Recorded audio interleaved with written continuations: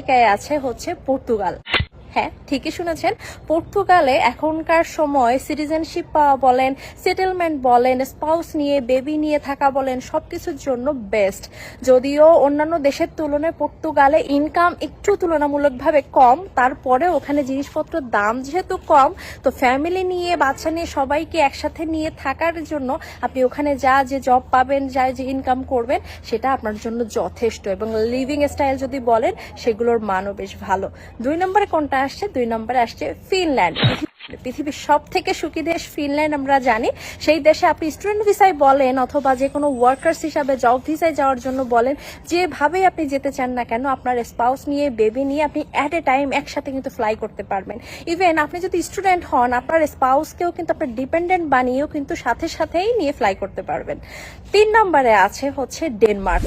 ফিনল্যান্ডের মতো ডেনমার্কেও কিন্তু same living style, same প্রায় মানে ইনকাম বলেন সবকিছু প্রায় সিমিলার, সবকিছু ইউরোপের সব দেশেই একদম সেম টু সেম পাবেন সবকিছু। তো আপনি ফিনল্যান্ডকে সাথে রাখার সাথে সাথে ডেনমার্ককেও কিন্তু আপনার প্রায়োরিটি লিস্টে রাখতেই পারেন। 4 নম্বরে আসছে নরওয়ে। নরওয়ে তো প্রাকৃতিক সৌন্দর্যের মানে কি একটা বলবো, এই যে লাস্ট আমি যে দেশটা ঘুরে আসলাম সেটা ছিল নরওয়ে। নরওয়ে দেখে আমি জাস্ট প্রেমে পড়ে গেছি, এত সুন্দর এত সুন্দর।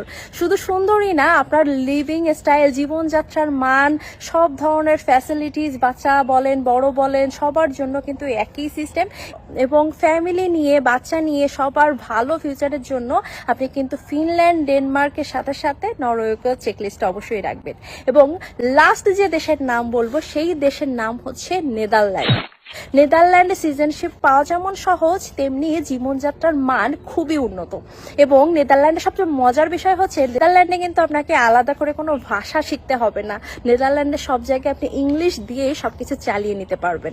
তো এই ছিল টপ 5টা দেশ, যে 5টা দেশে আপনি স্পাউস সহ বেবি সহ ইউরোপে খুব অল্প সময়ের মধ্যে, মানে এই বছরই যদি আপনি মুভ করতে চান করতে পারবেন। তো এই ছিল সবকিছু। আরো যদি বিস্তারিত জানতে চান, খুঁটিনাটি সবকিছু জানার যদি দরকার থাকে, অবশ্যই আমার পেজটা ফলো করবেন এবং চ্যানেলটা সাবস্ক্রাইব করবেন। এবং আমি শুভ্রা সবসময়ের জন্য আপনাদের পাশেই আছি। তো সবার জন্য শুভকামনা, বেস্ট অফ লাক।